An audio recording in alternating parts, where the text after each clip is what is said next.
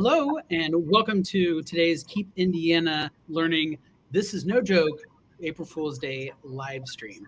The best April Fool's joke I had all day today, and Tim, I think you can.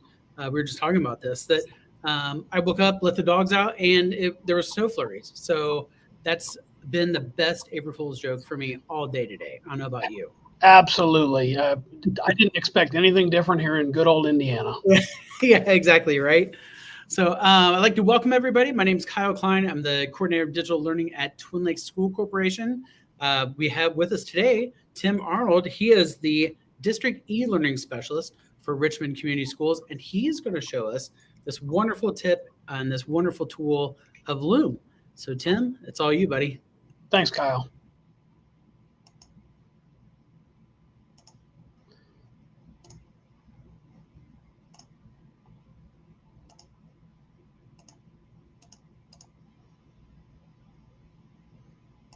Well, if we get our template to come up here.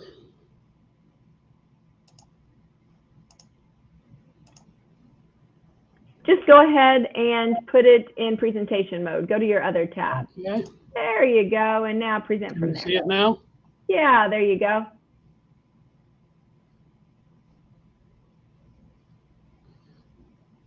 All right. So my name is Tim Arnold from Keep Indiana Learning. And as it says here, I'm a district e-learning specialist from Richmond Community Schools. And I'm happy to be with you to talk about this incredible tool called Loom. So normally if I'm in person live with people, I'll talk to a group about weaving our way through Loom. And I got a chance to fit in a good dad joke with a little bit of Dreamweaver by Gary Wright playing. I won't subject you to that today. But I did put a bit.ly down in the bottom right-hand corner. And so if you want a copy of this, it'll be there now, and it'll be there at the end as well. So let's get going with Loom. What is Loom? It is a free, I emphasize free, video messaging and screen recording tool. Great for short videos, great for medium-sized videos. Anytime you want to get a message across to students or parents or other groups, it's a great tool to use as a Chrome extension.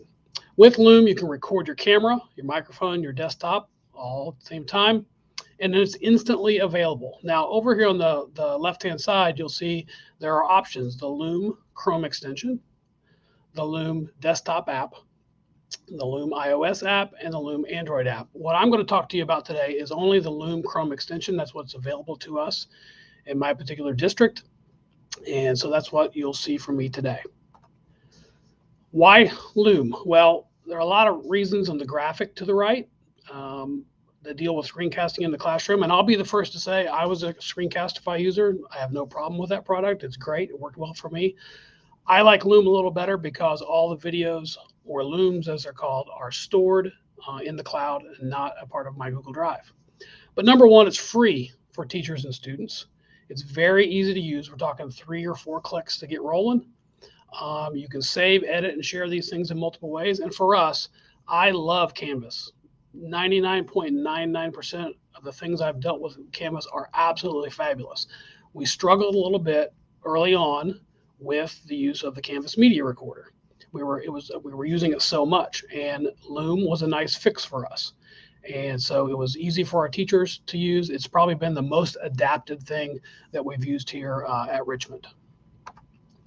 So what is Loom for Education feature? Well, a couple of things. There's your personal side, your workspace side. You have unlimited videos. You also had a 45-minute video recording length. You can also be a creator inside Loom and invite others to come and join, work on videos, look at videos, collaborate on videos. You can have unlimited viewers. There's a shared library as well as a team library. You can build folders inside of Loom, and you can also search for videos. On the other side, the recording features, you get some nice HD video. You get both face and camera recording, draw tool and mouse emphasis, so you can kind of point to things if you're doing a screen recording. You have custom dimensions if that's important to you or something that you need. There are a lot of audio options that I'll look into, and then I'll show you some things that I really like the call to action, which allows you to put a link or a button right on top of your video. And when someone clicks that, it takes them right to the next activity that you would like them to do. You also can turn on or off emoji reactions and enable viewer insights if you want. So those are all a part of the free education version of Loom. So let's talk about installing Loom. If you decide this is something that you want, it's pretty easy. We simply navigate to www.loom.com. And when you get there, you want to make sure that you get the Loom for free in either spot. And when you're prompted to sign up, you want to sign up with Google, enter your school information. It's important that you use your school email or Gmail address because that will get you the best of the free version of Loom. You're going to click I agree at the bottom of the terms of service, and you're going to select the free, create a free account, and that will get you started. So when you get in, you're going to select as a teacher because that's how you're going to use Loom. And then for my school corporation, we're going to select the Chrome extension. Now the desktop app is out there. I think it's pretty wonderful, but our teachers can't download it. So we just focused on the Chrome extension, and it has worked like a dream for us. So for this purpose, we're going to click on the Chrome extension, and then we'll get that added, and it'll live right up there at the top of your Chrome screen. When you see a kind of a blank screen that you see here in the middle, you know you've made it. And you can take a tour of Loom and see everything it has to offer. Once you have videos or Looms, it will appear like we see down here at the bottom of the screen with all your individual videos listed there. So let's take a look at the Loom dashboard and the tools that are offered. So here we see the dashboard. Over to the left, you see your name and the workspace and a place to invite teammates. Looms are what they call videos. Okay, and then in our activity feed, you have notifications. Notifications, if you turn it on, will let you know the first time somebody has watched one of your videos. And that way you know it's out there and it's working the way you intended. You can also look at the history of your videos, and you can adjust some settings if you'd like. But all of your videos are here listed and shown. You also have, in addition to your videos, folders. You can create folders so you can divide and organize all the videos that you have. And you can archive things. You can also build filters to help you search. You can clear those filters.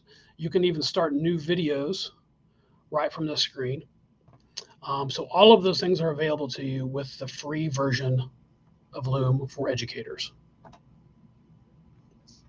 So to show you a little bit of that, I'm going to play a very quick video here. That'll show you all the things that are listed here to the right. So if we go out here and go live, I am now in my Looms or videos. And you see over here to the left, I'm in the library. And so that's just all of the videos, all the Loom videos that I've made.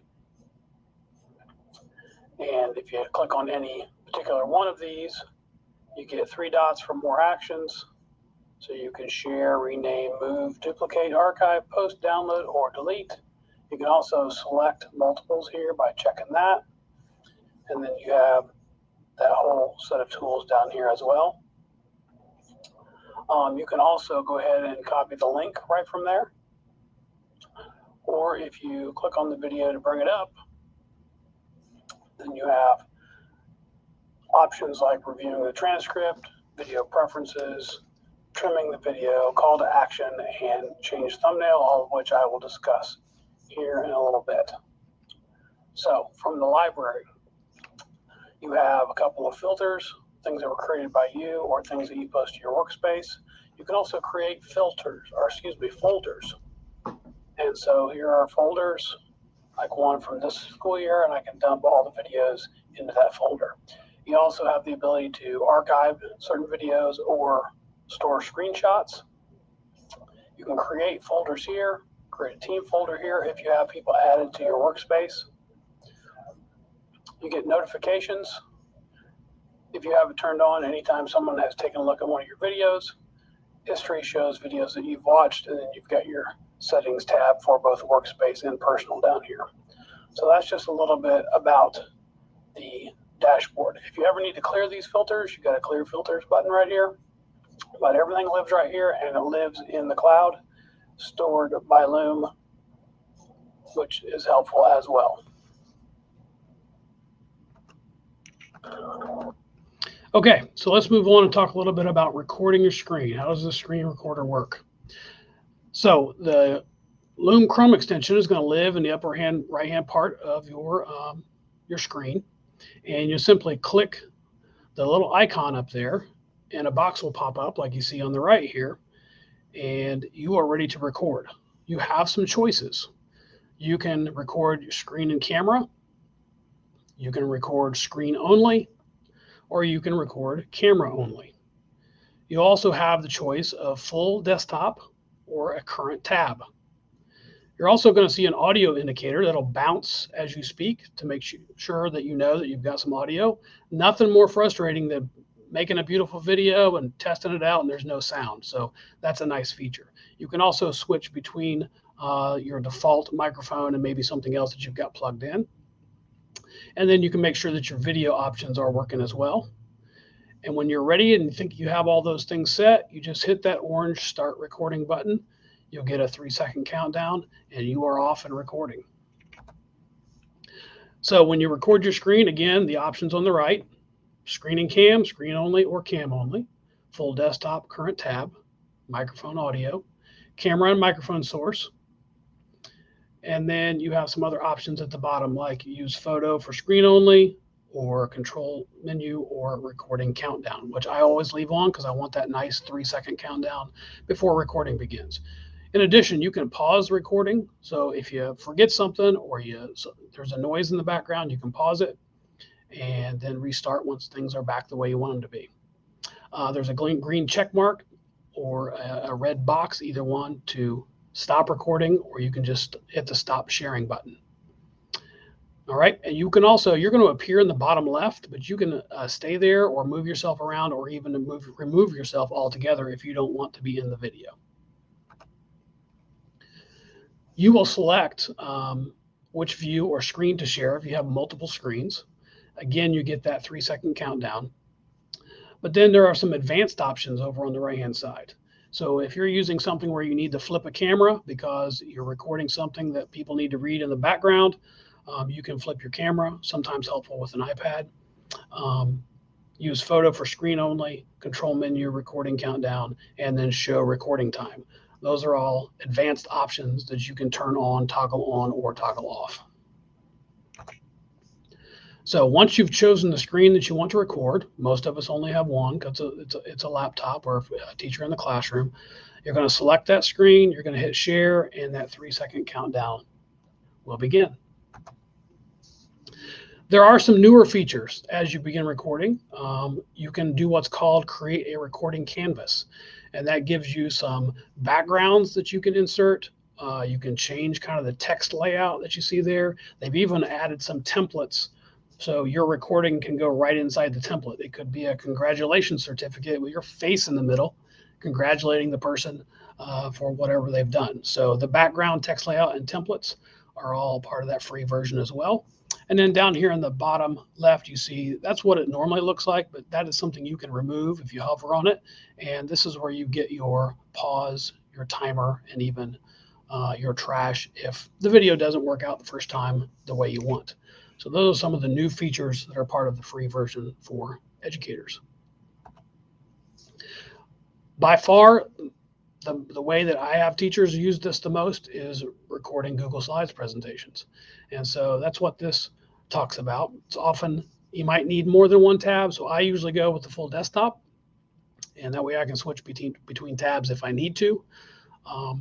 But same idea, you're going to have a Google Slides presentation pulled up.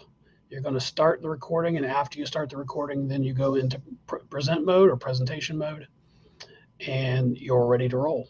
And then you can present through your slides as you normally would in any setting or meeting or classroom. And once you're finished, you press that green tick mark, and you are done. Right after that happens, the video goes to your video library in Loom, and within a matter of seconds or minutes, it's ready for you to check it out, share it, download it, whatever it is you want to do with it. Next, we're going to look at sharing a Loom recording as a link. So once your recording is done, you can simply copy the link that's provided, and you can share that in any number of ways. You can even add a password. You can paste it into an email. You can paste it into a Canvas assignment or an announcement. Any of those things will work.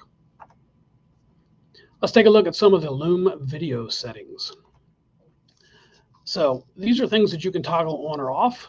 I would encourage most people to turn these off to begin with, and then as you get more comfortable with it, go ahead and turn them on. But you can allow commenting. Could be great, might be a dangerous situation. Kind of depends on you and your clientele. Comment on email notifications. Record a reply is a nice one to use with teachers because they can click that right in the middle of the video that you send them, and they can reply right back. Emoji reactions. You might get some smiley faces, some laughs, but you also might get some thumbs down. Totally up to you. If you want to leave those in there, you can, or you can turn them off. You can have animated thumbnails. That just means when your video is sent, there'll be a little bit of movement to the video. You can use or restrict viewers from downloading. You can also view or restrict showing analytics to viewers. And then, of course, flip your camera. But you can make that choice on a video by video basis. One of my favorite features is the call to action button. That's where you can, when your video is done, you click the call to action button, you put in the button text, and it puts a button on your screen, and that button is linked to wherever it is you want the students to go next. So if you're introducing a lesson or some content, you can put that in there, they click it, takes them right to their assignment. Pretty great thing to have. You can also edit or change the thumbnail, and that's just the video or the picture that's going to be there for them to click on.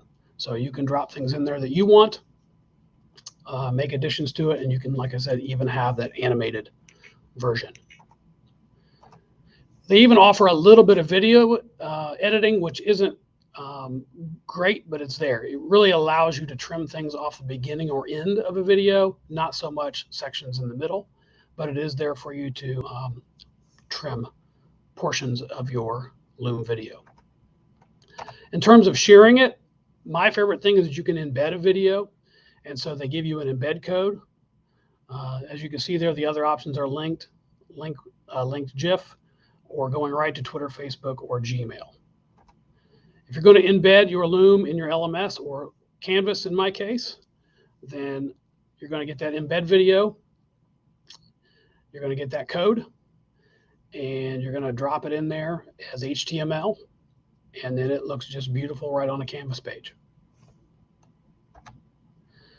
If you want to upgrade to Loom Pro, and this would be for people who already had an account but didn't get the free educator account, then you can do that here. But if you're signing up after watching this video, you should be good to go. Some of the frequently asked questions. What if I already have an account with my school email address? Well, you will get a confirmation email that has been upgraded automatically. If you've been using a personal email, then you can update that with Loom. How long can I record? Starter users have 5-minute recordings, but education users have up to a 45-minute limit. Please don't use the 45 minutes, but it's there if you want it.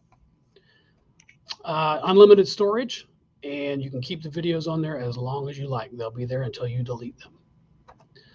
There are also many wonderful videos out there for you to take a look at. We're not going to take a look at those today, but I wanted you to be aware of those. And thank you for taking a look at the Keep Indiana Learning April Fool's Day presentation. Awesome. Well, thanks so much, Tim. Gosh, those are some great tools. I love, I used to be a big screen Castify user, but then Loom made it so with educators, you can, you really don't have a limit on the length of your videos. And so it's just been such a great tool, not just for remote learning, but now even as teachers are kind of back in the classroom much more, they have those videos that they can still use as a station, or they can use that for students that are absent, or anything like that. So that is a very powerful tool, and really appreciate you sharing that with all of our viewers today. Absolutely. It's one of those skills that people might have been forced to learn, but now that they have it, they can still use it. And it's just so easily accessible up there as a Chrome extension right on your Chrome browser. So it's a lovely tool. I'm very thankful for that they open that up to the educators as well. So I want to thank Tim Arnold very much for sharing his expertise on Loom. And I want to thank everybody for viewing today. Don't forget to subscribe down to our YouTube channel. Hit that little subscribe button down there. And then make sure you also follow on Twitter at KeepInLearning. So everybody have a wonderful rest of your April Fool's Day. Let's hope there's no more snow in your forecast today. So, take care, Tim. Thank you so much. Thank you, Kyle.